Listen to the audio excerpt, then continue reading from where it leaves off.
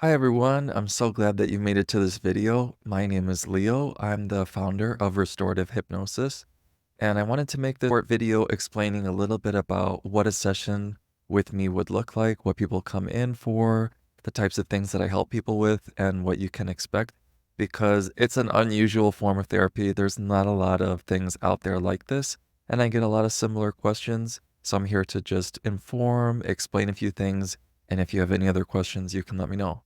So firstly, it's helpful to know that there are many different styles of hypnotherapy. The one that I do is very deep, very interactive. It's a conversation that we're having back and forth while you are in trance. So the most common form of hypnosis is called clinical hypnotherapy, and it looks like a hypnotist putting you into a trance through a process that we call a hypnotic induction. And the hypnotist has all of these different scripts that they read off of while you are in the trance to embed ideas and suggestions into your subconscious mind. So they got a script for everything, for smoking, for drinking, for weight loss, for anxiety, for self-worth, all of these things. So the sessions are shorter because the person's not responding, and they usually take more sessions overall because it takes more consistency. You're kind of building these new pathways in the mind, and it's really about showing up many times and letting the information sink in over time. I do not offer that type of hypnosis because I want to know why the person is smoking, is drinking, why they're not losing weight, what's happening in the body, where these things come from. So my sessions are longer, thorough, and we go really deep as the person feels safe enough to go. So all someone comes in with is a topic that feels off to them. This could be on any level, mind, body, or spirit. It could be events that you remember in your conscious mind.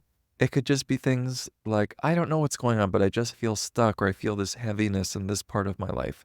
So some people can come in with very specific things like, oh, I know some things happened to me as a child. Oh, I know I had this big divorce 10, 20 years ago that I really haven't processed, or I know I have these memories with a parent of mine that don't feel right and they're still playing out in my current life. So you can come with very specific things like that, or you can not know it all and just want to dive in.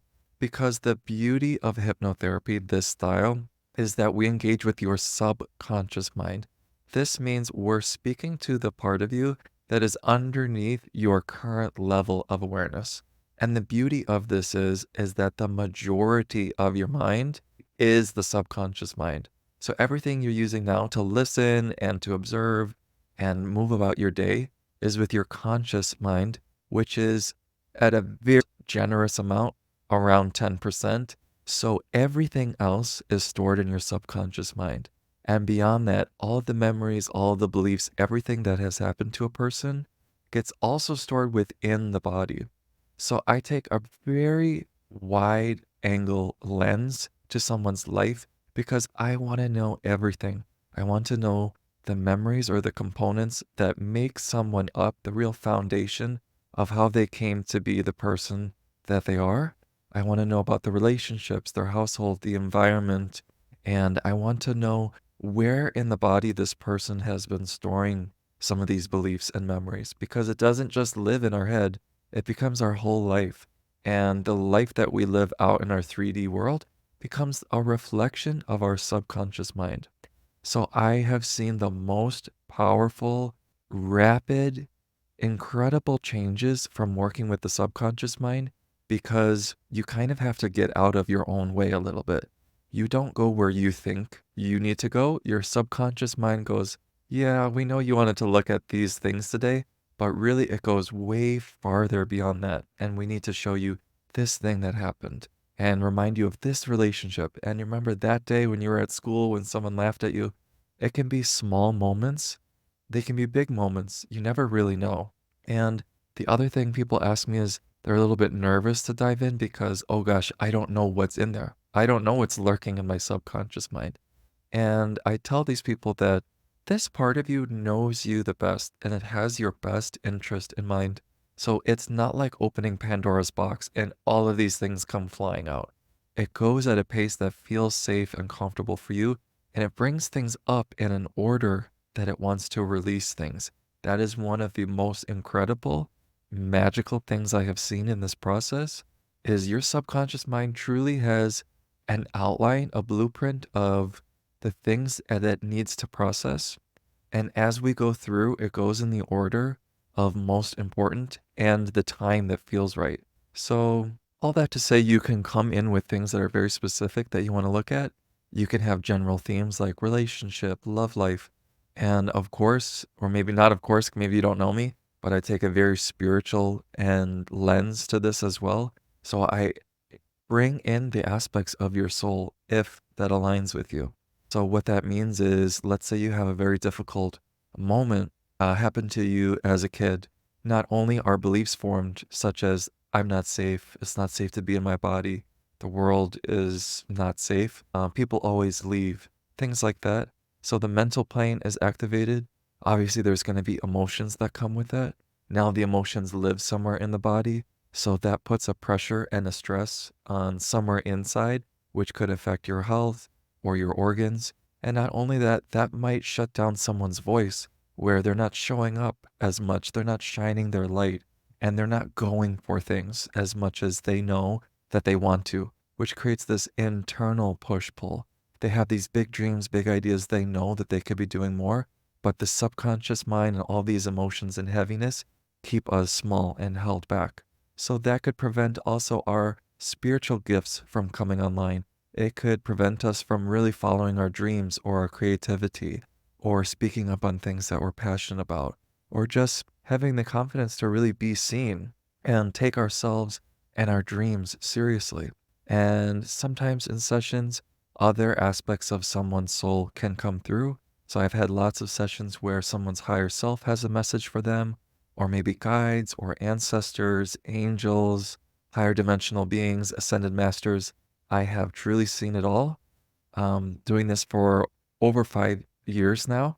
So I've seen some pretty wild experiences ranging from very 3D to super beyond mystical, paranormal, wild experiences. I also leave room for any experience that your soul has had, such as you might go to another lifetime, a past lifetime. There's always a reason that your subconscious brings you somewhere. So the other question that I get a lot is, what if I don't have a lot of memories? What if I can't recall a lot of the information from my childhood? I tell these people that it is totally okay. It's not, number one, it's not that the memories are gone. It's that your system does not feel safe enough to reveal these memories to you. Either they are processed and they're not super important and your mind has kind of filed them away, or there's a lot of pain in those memories and your mind has put up a shield, a wall between you and these memories. So in a session, you can we can see if that wall wants to come down a little bit and give you more access to these memories because now you're actually in a place where you have a position to process these and move through some of these heavy memories.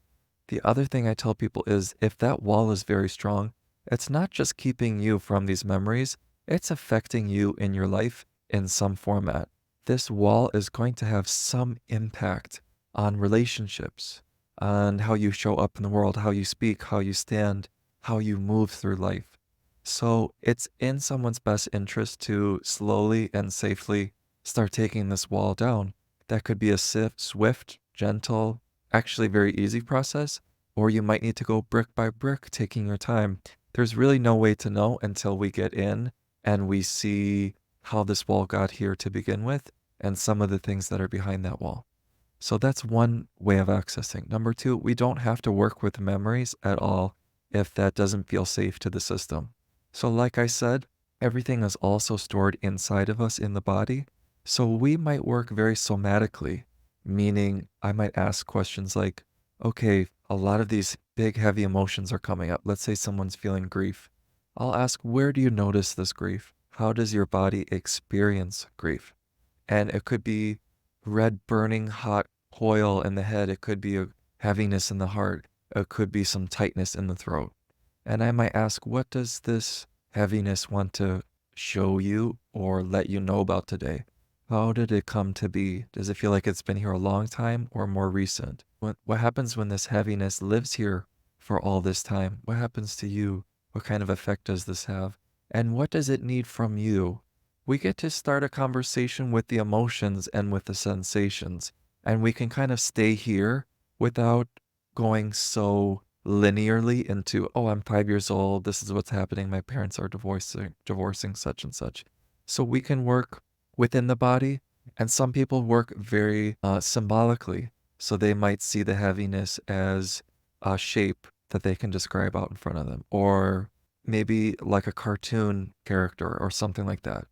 And again, you don't have to know any of these things. I'm just telling you kind of how I combine all of the tools and methods I've learned over the years into one place, into one format, where I can pull on all of these tools based on how your system likes to receive healing and likes to receive information and upliftment.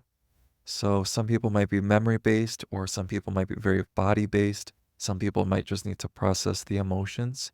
And the last thing that I do quite often is parts work. So parts work is, you can hear it in our languaging. Part of me wants to forgive my dad. A part of me doesn't. Part of me wants to start this business. A part of me is terrified. Part of me really wants to go for this dream job. And a part of me feels like I don't deserve it. So right there, you've got these two parts. Parts work therapy is separating them out and working with them one at a time so that we can listen to these parts and learn more about them. So your journey can make lots of stops. We're just work on one theme or one topic. We go through a whole number of themes and information. And my first session with people is always 4 hours because I have a lot of questions and a lot of material to get through. The first hour we'll be talking very conversationally. I'll be asking about your childhood and your environment and your caretakers and how you grew up. And then we'll take a break. We'll do about 2 hours of hypnotherapy where we are diving in and exploring memories or parts or the body or emotions. And I always start very general. People have a lot of questions about the induction and moving from the hypnotic induction into the therapeutic aspect. They're always wondering, how do I get from A to B? And I tell people, let's say you're working on processing a relationship. And I will say, let's say your ex's name is Jeff. I might do a 10-minute hypnotic induction, guiding you deeper into yourself, letting your whole body relax, giving you the time and space to slow down, which is already very healing because we don't have a lot of that time. And then once the dust has settled, once you feel like, okay, I'm locked in. You're more in the zone in your own self. And hypnosis, you're not leaving your body. You're not in this crazy altered state. It's a state of relaxed concentration where you can hear your own self. You can be much more attuned to what's happening inside of you. Because right now, in conscious awareness, I call it being at the surface of the water. Anytime the wind blows, we're going over here and looking over here, and oh, then the phone, and then someone called me, and oh, I got things to do. Hypnosis is really just the process of going underneath all of that chatter, just a few feet. We're not going to the bottom of the ocean. We're going a little bit under so you can go, okay, yes, now I can hear myself. Now I can actually feel into the layers that have always been here, but I numb or distract myself from, or it's easy to look away. So once I bring us into that state, it only takes about 10 minutes or less. I'll start asking questions. So let's say your ex's name is Jeff. I might ask, when I mention your ex, Jeff, what's the very first thing you notice? And you're always going to have some response, some reaction. Your heart might flutter. You might notice your jaw clench. You might notice your hands stiffen. You might notice like your hair stand up. You might feel like a guilt or a shame start churning in your gut. And I can use any example, when I mention your childhood growing up, when I mention that moment you told me about you and your mom when you were a teenager, when I mention you leaving home, running away at 16, I just kind of open the door for some of the things you have mentioned to me. And in that state, you get to scan and evaluate. And if there's nothing to process, someone will just be neutral. I'll say, think of your ex, Jeff. And if there's nothing there, you'll say, yeah, I feel good. You said his name. I didn't have any response. My heart was calm. My body felt okay. So maybe, I thought I had all these things to process with Jeff. Maybe not. And I just, okay, that's great. Good to know. And I move on to the next thing. So when I mention the years, 5 to 8, is there anything that comes up for you? Are there sensations or feelings? Does it feel like something you'd like to explore? So I can pair on things that are specific, or I can make it more general, like let your heart and subconscious mind bring you to a place that needs your attention and healing today. And that sounds very general and open-ended, like, okay, what's going to happen after that? But I promise when you're in and your eyes are closed and you got the eye mask on and the earbuds in and you're feeling good, your mind will use that opportunity because the subconscious mind and your body want to heal. They want to feel better. So when they have the opportunity, when they know this is the place to do it, I guarantee it's going to take it. Your subconscious will go, oh, great. Yes, we've got to go over here. Remember this thing that happened or this thing you thought that you had processed? There's some layers here. You moved through the sadness. You didn't realize you were angry. You know, you spent all this time healing the relationship with mom. You didn't realize that dad was there witnessing the whole thing and he didn't do anything. And that although it wasn't so intense with him or vice versa, this happens a lot. And I could go on and on about it. You can say, I really love this. I am so passionate about this healing because you don't have to do so many sessions because the goal of this is to get to the roots, get to the core of what's going on here. And that could be anything from an emotional disturbance to I don't feel good enough to worth to I work a lot with chronic illness and autoimmune.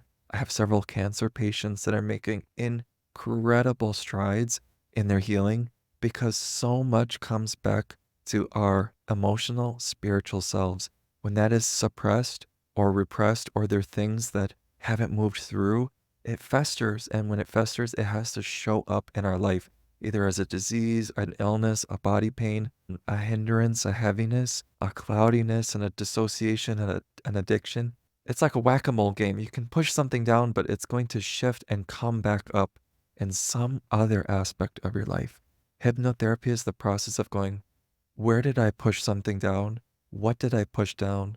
What has it been doing there this whole time? And what does it need from me to release so I can get my life back, I can get my light back, and I can live again?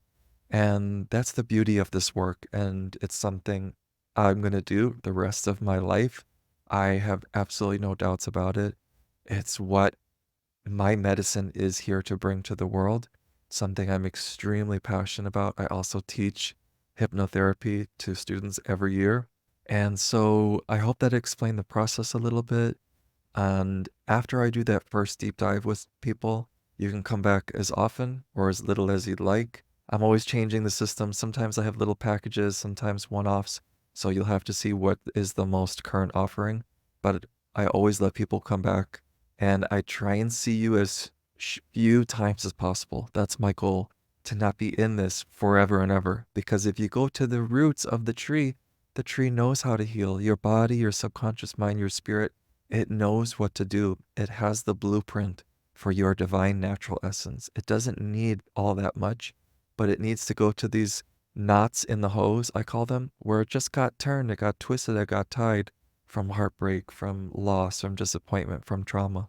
And when we can bring healing and wisdom and the light of our awareness to these places, the knots undo, the hose and the water can run freely again, and you can live your life. So, if you have any questions about this process, I am all ears. No question is off the limits, and I hope to speak to you very soon.